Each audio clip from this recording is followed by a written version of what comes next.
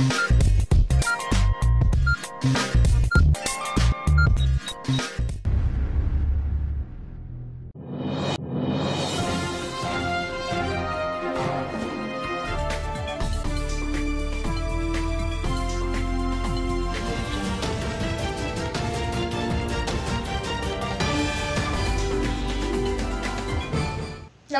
मी Mayawati. ADN बातमीपत्रात आपले स्वागत. आजच्या दिवसभरात घडलेल्या घटनांचा आढावा आपण घेणारच आहोत. त्यापूर्वी नजर टाकूयात आजच्या ठळक घडामोडींवर.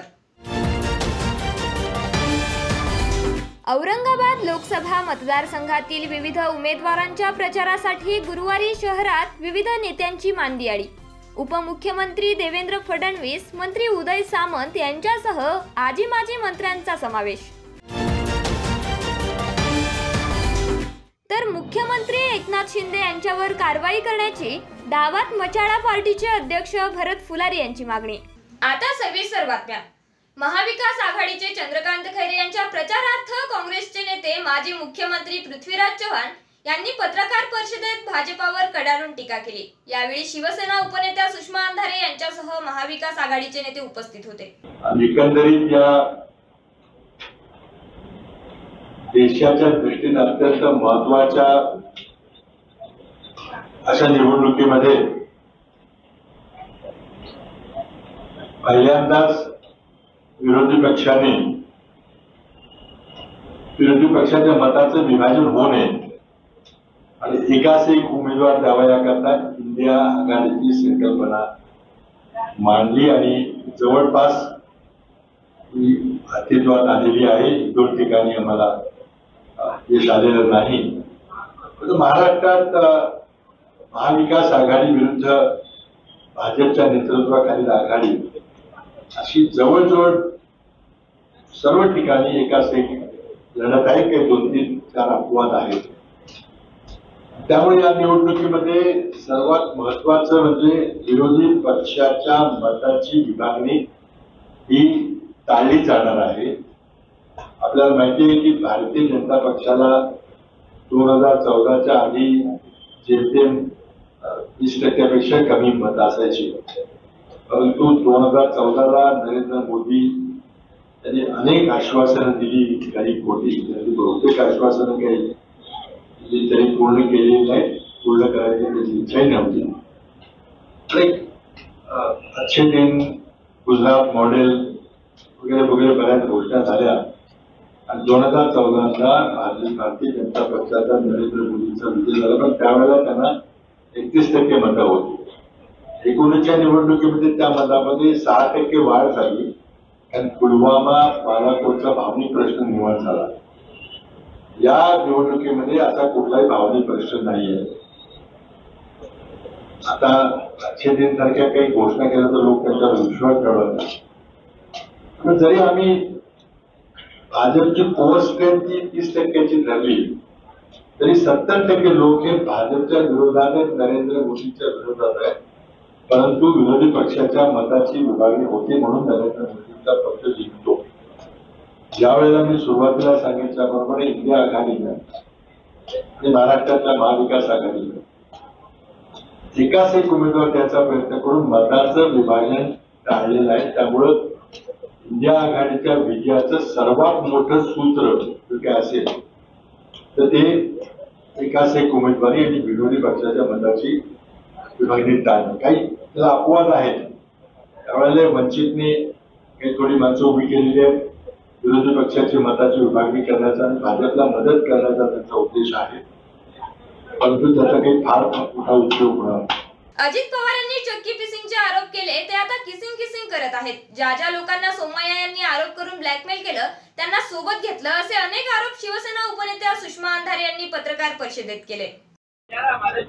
इक्बाल मुसा हा उत्तर पश्चिमच्या महाविकास आघाडीचे उमेदवार अमोल किर्तीकर यांच्या प्रचारासाठी फिरताना दिसतो. या सगळ्यांवर मला वाटतं महायुतीच्या एकाही माणसाला बोलायचं नाही तरी नाही. ज्यांनी नवाब मलिकजींवरती ढिगाने आरोप केले होते आणि त्याच नवाब मलिकांना नंतर सत्ताधारी बाकावर बसायची संधी दिली, किंवा ज्या पंतप्रधान नरेंद्र मोदींनी इकडे येऊन एनसीपी नॅशनल करप्ट पार्टी म्हणत 70,000 कोटीच्या घोटाळ्याचे आरोप अजित पवारांवर केले होते आणि त्यांचे प्रतिनिधी म्हणून देवेंद्र फडणवीस यांनी अजित पवारांच्याबद्दल चक्की किसिंग म्हटलं. ते आता किसिंग करत आहेत. त्यामुळे अशा लोकांनी आम्हाला शहाणपण शिकवायची गरज नाही. एखादी व्यक्ती स्वतःहून या देशात सार्वभौमत्व आणि धर्मनिरपेक्षता टिकावा यासाठी प्रयत्न करत असेल तर त्याला आम्ही काय करू शकतो त्याला. त्यामुळे त्यावरून स्वतःवरून स्वर्ग गाठत कुणीही मला वाटतंय ठार करू नये. आम्ही बोलायला सुरुवात केली, बात निकले की तो बहुत दूर तलक जाएगी. पण मुंबईकरांचे जीव घेणाऱ्या आतंकवाद्याचे समर्थन महाविकास आघाडीचे उमेदवार घेताना दिसत आहेत असा आरोप होतो. नाही, मी तेच म्हटलं की असेच आरोप आपण ढिगाने नवाब मलिकजींवर केलेले होते. ते नवाब मलिकजी सत्ताधारी बाकावर कसे काय बसले यावर आधी प्रश्न देवेंद्र फडणवीसांना त्यांनी विचारावे की आपल्या नेत्याने काय केलेलं आहे आणि मग आम्हाला बोलावं. ज्या ज्या लोकांना तुम्ही ब्लॅकमेल करून भ्रष्टाचाराचे आरोप करून हा देश बुडवायला निघाला तो देश बुडवायला निघाला म्हणत ज्याला ज्याला किरीट सोमय्याने ब्लॅकमेल केलं होतं त्याला मोदी माझा लेकूर बाळा आणि संघ भ्रष्टाचारांचा मेळा करत जे सगळे सोबत घेतले त्याच्यावर त्यांचं काय म्हणणं आहे ते आधी सांगावं. लोकसभेच्या निवडणुकीच्या अनुषंगाने माजी गृहमंत्री अनिल देशमुख शहरात आले असता त्यांची विरोधी पक्षाच्या नेत्यांशी भेट झाली. यावर त्यांनी माध्यमांशी बोलताना खुलासा करत त्यांची भूमिका मांडली. बरेच लोक भेटले असं म्हणतात झाली नाही का. आमचे उद्धवजी ठाकरे शिवसेनेचे भेटले, काँग्रेसचे भेटले, राष्ट्रवादीचे भेटले. अरे आमची लढाई चालू आहे त्यांच्याशी जोरात आणि महाराष्ट्रामध्ये चमत्कार घडणार. भेटीगाठीची शक्यता नाही. सगळ्यांना भेटेल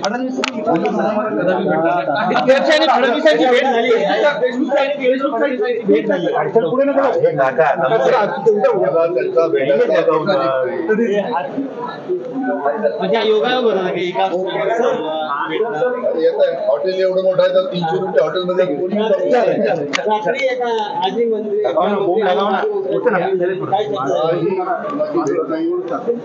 फक्त उद्धवजी ठाकरे यांचे कार्यकर्ते त्याचे नेते भेटले, शिवसेनेचे आपले काँग्रेसचे नेते भेटले आणि राष्ट्रवादीचे नेते भेटले. ठीक आहे. काल पवार साहेबांनी काँग्रेसमध्ये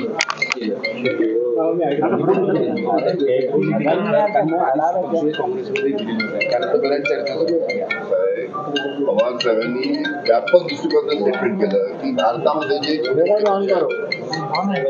आमचा पक्ष मोठा आहे, आमच्या पक्षाचा प्रश्न येत नाही, पण भारतामध्ये जे छोटे मोठे प्रश्न आहेत ते बहुतेक विलीन होतील असं त्यांचं म्हणणं आहे की अनेक पक्ष अनेक राज्यामध्ये छोटे मोठे पक्ष आहेत त्याबद्दल ते बोलले. राष्ट्रवादीबद्दल बोलले नाही किंवा शिवसेनेबद्दल बोलायचा प्रश्न येत नाही. ते असे बोलले तर त्याचा बोलण्याचा विपर्यास करण्यात येत आहे, त्याची अतिशय चुकीचं आहे. राष्ट्रवादीची ताकद तुम्हाला माहित आहे. या निवडणुकीमध्ये राष्ट्रवादीचे 10 पैकी 9 खासदार निवडून येतील. अशा या परिस्थितीमध्ये तुम्ही असं स्पष्टपणे म्हणताय का की राष्ट्रवादी काँग्रेस शरद पवार काँग्रेसमध्ये कधीच विलीनीकरणाची शक्यता पवार साहेबांनी त्यांनी जे भारतामध्ये अनेक राज्यामध्ये जे छोटे मोठे गट आहेत ते गट बहुतेक सामील होतील असं त्यांचं वक्तव्य होतं. उभाटाचे ऑलरेडी काँग्रेस झाले आहे. त्यांनी त्यांचे विचार स्वीकारले असल्याचा आरोप मंत्री उदय सामंत यांनी केला. महाविकास आघाडीची लढाई अस्तित्वासाठी असल्याचेही त्यांनी सांगितले. काय आवश्यकता नाही, कारण ऑलरेडीच त्यांची काँग्रेस झालेली आहे. तुम्ही जर बघितला तर त्यांनी माननीय बाळासाहेबांचा विचार सोडून काँग्रेसचाच विचार स्वीकारलेला. त्यातला पहिला विचार आहे स्वातंत्र्यवीर विदा सावरकरांना राहुल गांधी जे काही शिवीगाळ करतात, त्यांची मानहानी करतात, त्यांचं समर्थन. मधल्या भाषणामध्ये मी असं ऐकलं की वंदनीय बाळासाहेबांना हिंदू हृदय सम्राट बाळासाहेब ठाकरे म्हणावं तर त्यांनी अन्य पक्षाला सूचना केली. पण ज्यावेळी काँग्रेस बरोबर अलायन्स झाली त्यावेळी हिंदू हृदय सम्राट हा बॅनरवरचा पहिला शब्द काढून टाकला तो उभाटाला काढला. भाषणाची सुरुवात करताना वंदनीय बाळासाहेब ज्या पद्धतीनं करायचे त्याच्यामध्ये हिंदू हा शब्द असेल तो आता देशभक्त बंधू भगिनी आणि मातृत्वाचा आहे. त्याच्यामुळं कोणाची काँग्रेस झाली हे पहिलं आपल्या सगळ्यांना ज्ञात आहे. त्याच्यामुळं प्रत्येकाची अस्तित्वाची लढाई असल्यामुळं जे अस्तित्वासाठी धडपड करतायत ते कुठच्या ना कुठच्या पक्षामध्ये विलीन होणार आहे. परंतु अजितदादा जे म्हणाले त्याचा अर्थ मी असा घेतो की उबाठाला काँग्रेसमध्ये विलीन व्हायची आवश्यकताच नाही. ऑलरेडी उबाठाचं काँग्रेस झालेलं आहे. काँग्रेसच्या राहुल गांधींच्याच नेतृत्वाखाली आणि महाराष्ट्रात नाना पटोलेंच्या नेतृत्वाखाली उबाठा काम करते हे सिद्ध झालेलं आहे. त्यामुळे त्यांना विलीन करण्याचं काय आवश्यकता आहे? त्यांची ऑलरेडी जर काँग्रेस झालेली आहे त्यांच्या विलिनीकरणाची काय आवश्यकता नाही. त्यांनी काँग्रेसचा विचार स्वीकारलेला आहे, त्यांनी काँग्रेसची आयडिओलॉजी स्वीकारलेली आहे. अशा परिस्थितीमध्ये मग पवार साहेबांनी हे असं बोलणं तुम्ही कुठल्या अर्थानं घेता?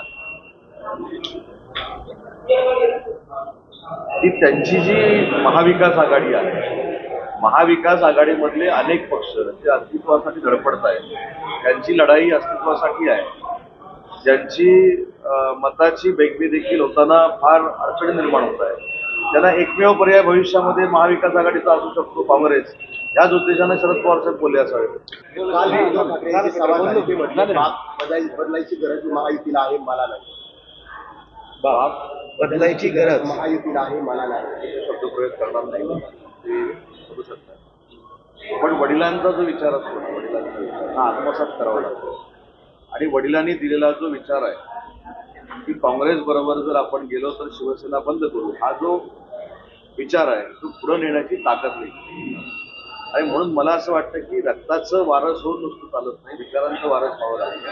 वडिलांचा विचार तंतोतंत म्हणजे हिंदू हृदय सम्राट वंदनीय बाळासाहेबांचा तंतोतंत विचार हे पुढे नेण्याचं काम आदरणीय एकनाथ शिंदे साहेबांनी केलेलं आहे. महाराष्ट्रानं त्यांना स्वीकारलेलं आहे. त्याच्यामुळे ज्यांनी वडिलांच्या विचाराबरोबरच गद्दारी केली त्यांनी आम्हाला मार्गदर्शन करायची गरज आहे. अजूनही काही बातम्यांचा आढावा आपल्याला घ्यायचा आहे, मात्र वेळ झाली आहे छोट्याशा ब्रेकची. कुठेही जाऊ नका, पाहत रहा एडीएन.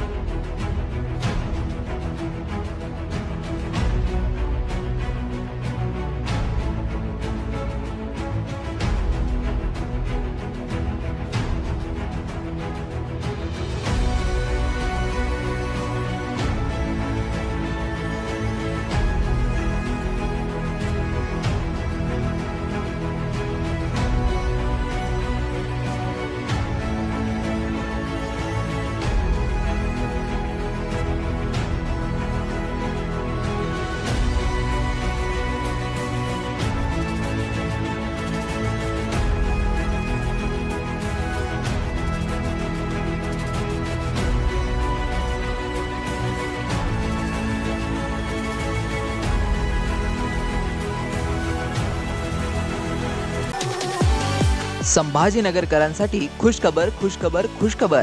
आता केशर, हापूस, लंगडा, गुलाबखस, इमरती, सफेद मालोदा, काला मालोदा, शक्करगोटी, अल्फान, खुदूस, मलगोबा, चीनी मलगोबा, राजापुरी, सिंधू, मुर्शिदाबादी, बदाम, खोबरा, तमचा, बत्ताशा, पायरी, हुर, दूध पेडा, दिलपसंद, निरंजन, तोतापरी, गावरान केशर, माया, केंड, टॉमी, लिली, ऑमलेट, अगरबत्ती, गावरान, दशहरी. मंडळी, ही सगळी आंब्यांची नावं आहेत आणि हे सगळे आंबे आपल्याला खायला मिळणार आहेत, तेही आपल्या शहरात म्हणजेच छत्रपती संभाजीनगर मध्ये. कृषी विद्यापीठ फळ संशोधन केंद्र, हिमायतबाग, छत्रपती संभाजीनगर येथे हे विविध प्रजातीचे आंबे आपल्याला खायला मिळणार आहे. तर वाट कसली पाहताय? आताच भेट द्या आणि या निरनिराळ्या आंब्यांची नैसर्गिक पद्धतीने, ऑर्गॅनिक पद्धतीने पिकवलेल्या आंब्याचा मनमुराद आनंद लुटा. तर आजच संपर्क करा. सचिन कुंढारे 9975 51 11 42, दिलीप जाधव 94 21 66 70 02, गणेश उंद्रे 88 30 67 46 58. आता नैसर्गिक पद्धतीने पिकवलेला आंबा थेट हिमायतबाग ते ग्राहक. मस्त मास्क पहना रे तूने. Thank you sir. वो जान बचाने के लिए पहनना पड़ता है ना सर. रेडीमेड है या टेलर मेड है? ऑनलाइन ऑर्डर किया है सर. एक और है ना सर. देना. बहुत मस्त लगे आपको. ये ना सर. सर ना भाई, जान बचाने के लिए बाइक चलाते वक्त सिर्फ खोपड़े पे मास्क पहनेगा तो खोपड़े को कौन बचाएगा? समझ गया सर. हेलमेट ऑनलाइन ऑर्डर कर, वरना हमेशा के लिए ऑफलाइन हो सकता है. Okay sir. ये ले. सलाम. ये भी ऑनलाइन भर दे. हेलमेट पहने, ट्रैफिक नियमों का पालन करे, जिंदगी के सफर को सुरक्षित रखे.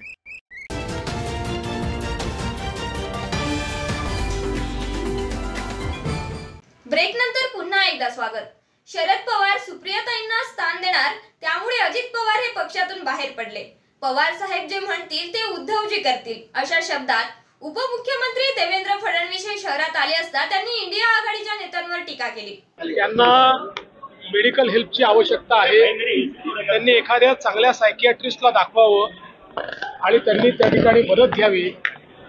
मला असं वाटतं की ज्यावेळेस या स्तराला जाऊन एखाद्या पक्षाचा प्रमुख बोलतो त्यावेळी निश्चितपणे त्याला हे लक्षात येत आहे की जनतेने आपल्याला रिजेक्ट केलेलं आहे आणि म्हणून आता शिवीगाळ करण्यावरती उतरलेले आहेत. तर मला असं वाटतं की खरोखर त्यांचं जे मानसिक संतुलन बिघडलेलं आहे त्याकरता एखाद्या सायकियाट्रिस्टची मदत त्यांनी घ्यावी. हो, संध्याकाळी अनिल देशमुख आपली भेट घेतली असं आम्हाला कळतंय. याच हॉटेलमध्ये होते. उदय सामंतांची भेट घेतली, त्यांनी कबूल केलंय. माझी भेट अनिल देशमुखांनी घेतलेली नाही. अजित दादा शरद पवारांचा मुलगा असतो तर मला संधी मिळाली असती. ते तर स्पष्टच आहे. त्यात त्यांनी जे सांगितलं काय आश्चर्य आहे का? बघा, शेवटी पवार साहेबांसोबत पक्ष उभा कोणी केला? तो अजितदादांनी केला. पण शेवटी त्यांना बाहेर का निघावं लागलं? त्यांच्या लक्षात आलं की आपल्याला पक्ष मिळणार नाही, पक्षामध्ये आपल्याला स्थान मिळणार नाही.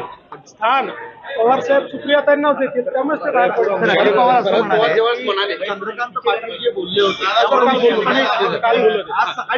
काल बोलले तर काल त्याच्यावर बोललो. शरद पवार यांच्या वक्तव्यानंतर असं म्हणत होते की शिवसेना म्हणून काँग्रेसमध्ये विलीन होईल.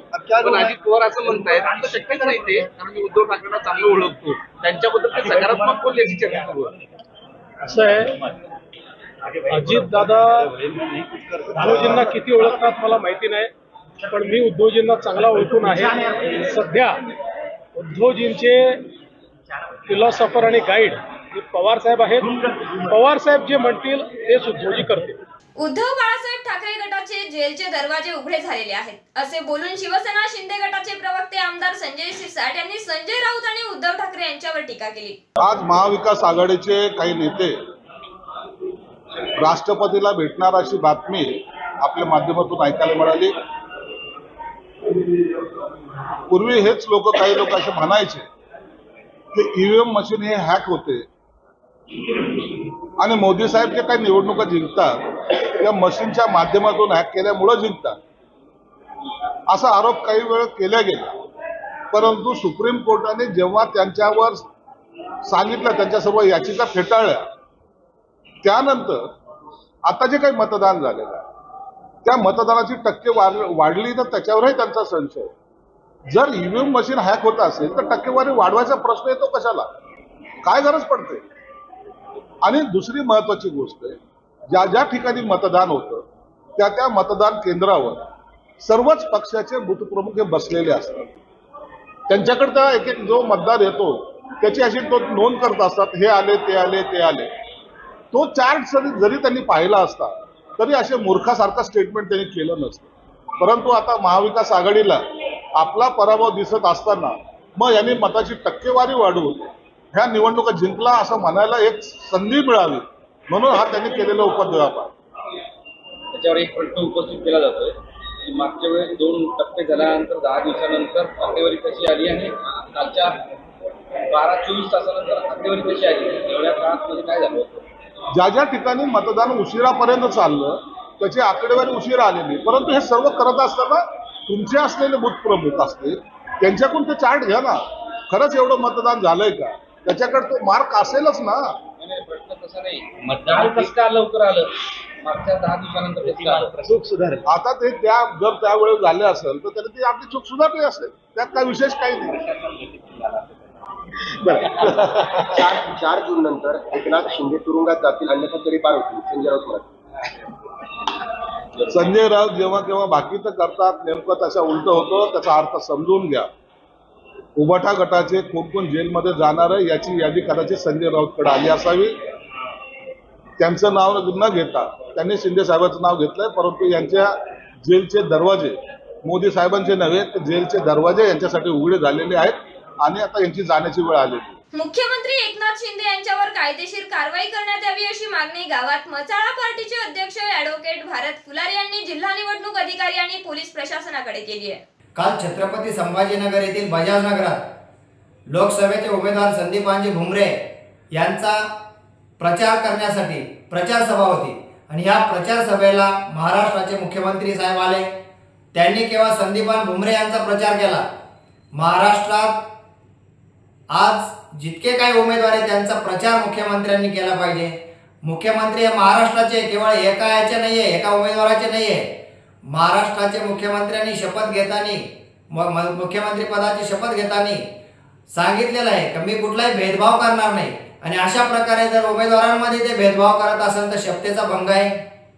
दुसरी गोष्ट, संदीपानजी भुमरे साहेब यांनी ज्यावेळेस निवडणूक निर्णय अधिकाऱ्याकडे नामनिर्देशन केलं, नॉमिनेशन फॉर्म भरला त्यावेळेस आणि प्रचाराचा परवाना घेताना त्यांच्याकडून निवडणूक निर्णय अधिकाऱ्यांनी डिक्लेरेशन घेतलं की प्रचारादरम्यान कुठलाही शासकीय वाहन वापरणार नाही, शासकीय यंत्रणेचा वापर करणार नाही, शासकीय लाभ घेणार नाही।